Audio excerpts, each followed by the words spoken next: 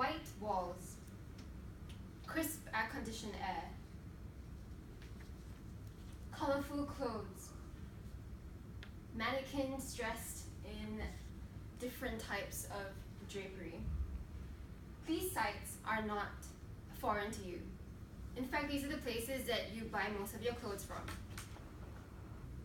But what about these pictures? Are they foreign to you? They're not so far removed from the previous pictures I showed you. These are involved in the process of making those clothes come to these shops. These places are called fast fashion brands. Fast fashion is a term used by retailers to refer to contemporary designs that come quickly from the catwalk to the public. Most of the places that you buy from are fast fashion stores. For example, Nike, H&M, Primark, and Topshop, to name a few. But despite the proliferation of these shops, they're everywhere and they are very successful. But they reach a status in spite of being harmful to both the environment and to ethical values. Today, I'm going to be telling you why you should reduce your consumption of fast fashion items by discussing and talking about the ethical and far-reaching impacts on the environment by fast fashion brands, as well as to some policies that I propose that will enable us to reduce our consumption of fast fashion. Fast fashion is one of the most polluting industries in the world, second only to oil. And this is the statement that was said by Eileen Fisher, the founder of the eponymous brand Eileen Fisher, at the Copenhagen Fashion Summit in 2017. The fact that a person with great influence in the industry is admitting to this fact tells us how serious the problem is. Fast fashion contributes to water pollution and land pollution. Textile, bleaching, dyeing, and preparing leads to the pollution of the water. 79 billion liters of water are used every year to provide fast fashion. This leaches harmful chemicals into the water and water bodies, and a greater volume of water is affected by the pollution. So, fast fashion affects the environment. Fast fashion brands use synthetic materials in order to make their clothes cheaper. But when these synthetic materials are washed in the washing machine, microplastics spread to the ocean, contaminating the ocean. Bioaccumulation of these harmful chemicals occurs, affecting our hormones.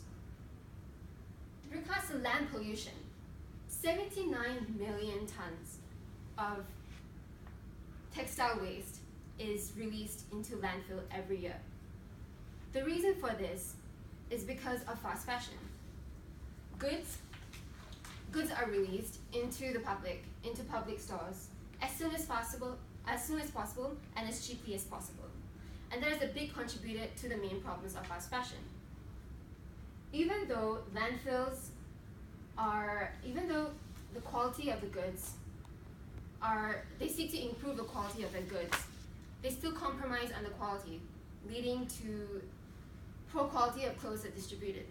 This leads to throwaway culture and throwaway fashion.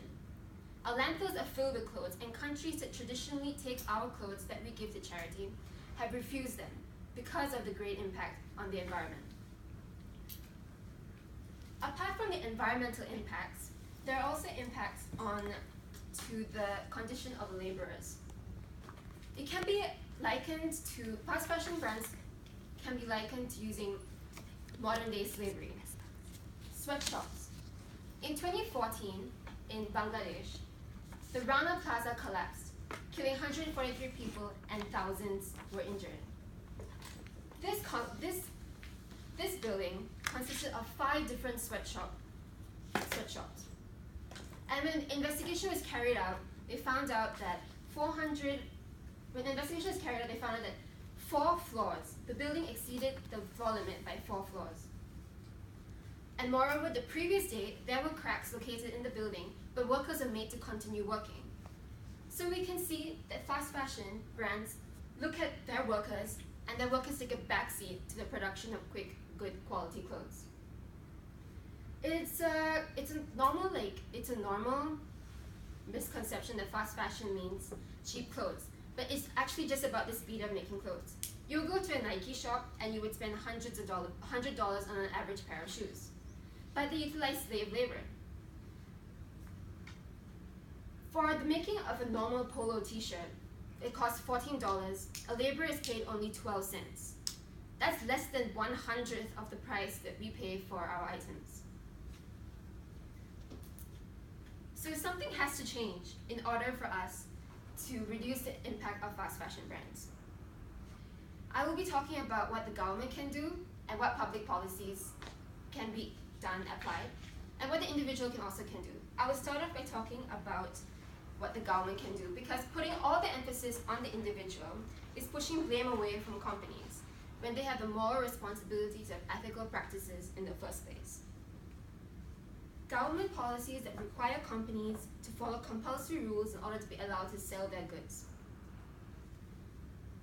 When I did my audience analysis, I found out that all of you were not sure of how your clothes were made, but you were aware of where your clothes came from. And this difference can be attributed to the made-in place being shown on clothing labels. So I propose that governments make it compulsory for fast fashion brands to include more information into the labels they put in their clothes. The amount of liters they use in making the clothing items, the chemicals, and how much the labor was paid for making the clothes.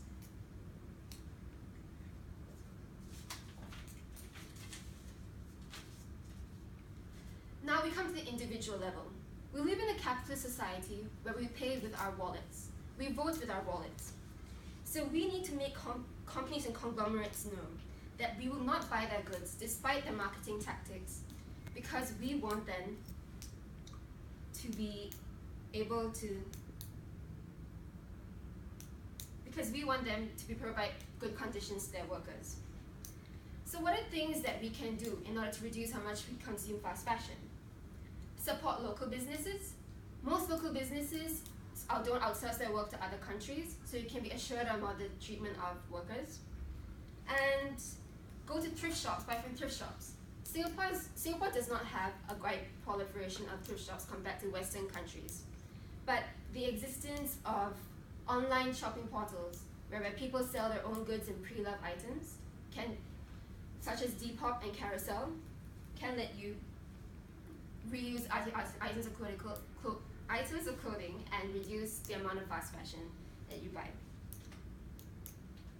On the individual level, start writing to companies.